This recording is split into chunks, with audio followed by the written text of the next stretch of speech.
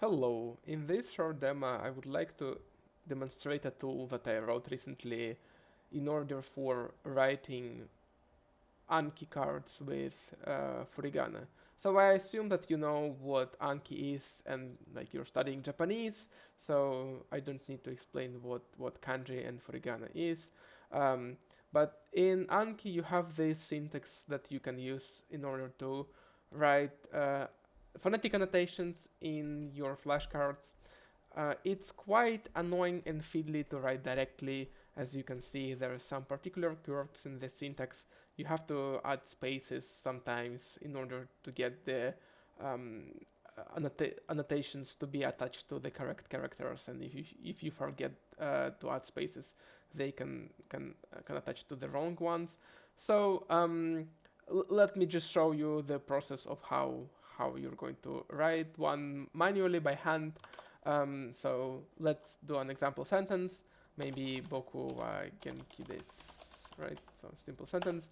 Um, I wrote it in Japanese, but now I need to switch off my IME and start adding angle brackets, because if I'm not going to switch off my IME, as you can see, it's going to add the other kinds of angle brackets, the Japanese ones.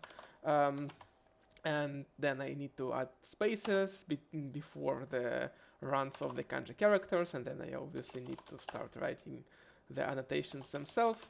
So yeah, it's like a lot of work. I think it's quite annoying to do, and when I tried to do that, I found it to be a lot of work, and that just didn't um, that just demotivated me from doing those cards altogether.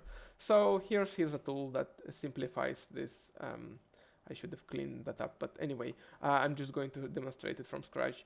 Again, I turn on my IME and then I type boku wa genki desu, right?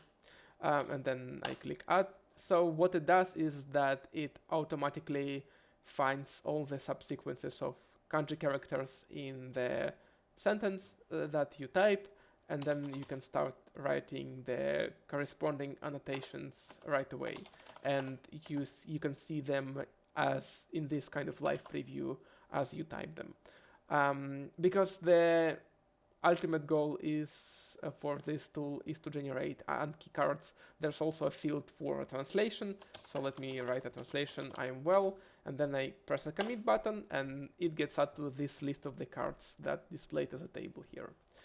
So let me just show you another example. That